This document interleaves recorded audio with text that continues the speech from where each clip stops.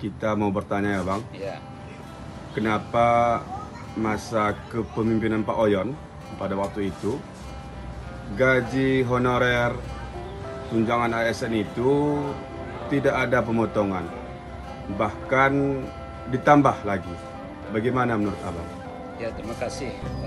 Memang kalau kita umpamakan ya, APBK ini seperti mobil ini memiliki batasan kapasitas angkut ya.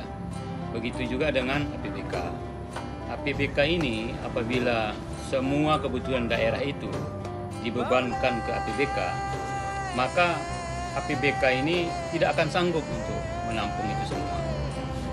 Jadi pada masa pemerintahan Pak Oyon ya, itu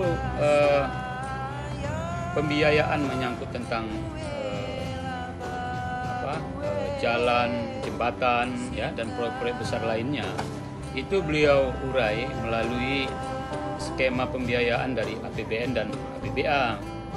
Jadi sehingga beban APBK ini menjadi ringan dan tidak berat ya. Sehingga untuk pembayaran tunjangan ASN, gaji honorer itu setiap tahun bisa dibayar dengan full tanpa ada pemotongan. Sementara pada pemerintahan kita yang dulu itu semua beban kebutuhan daerah itu dibebankan sepenuhnya kepada APBK, sehingga ketika akhir tahun dengan banyaknya kebutuhan daerah, maka yang menjadi sasaran itu adalah gaji honorer dan tunjangan ASN. Jadi karena beban pembiayaan APBK itu begitu besar tanpa diurai dengan bantuan dari APBN maupun APBA. Jadi sehingga setiap tahun tunjangan ASN dan gaji honorer ini menjadi sasaran pemotongan.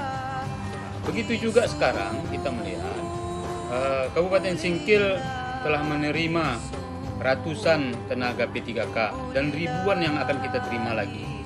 Dengan kondisi APBK kita sekarang ini, tanpa bisa diurai dengan bantuan dari APBN dan APBA, maka besar kemungkinan APBK ini tidak akan sanggup untuk membiayai atau membayar gaji dari P3K ini.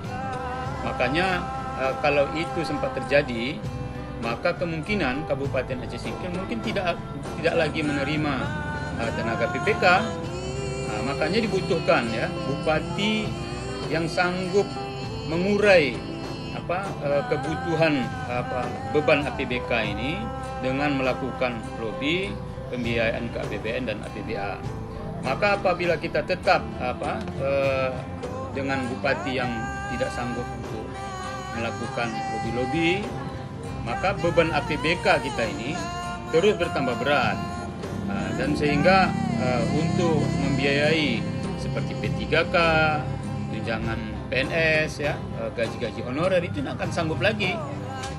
Maka apabila itu terjadi, kemungkinan kabupaten ini bisa jadi kolab dan tidak sanggup lagi untuk bergerak, hanya bisa membiayai untuk gaji-gaji dan tidak sanggup lagi untuk membangun. Maka untuk itu kita harus jeli ya, masyarakat Aceh Singkil harus jeli memilih pemimpin ke depan. Maka apabila salah memilih, kemungkinan kabupaten ini berat untuk maju.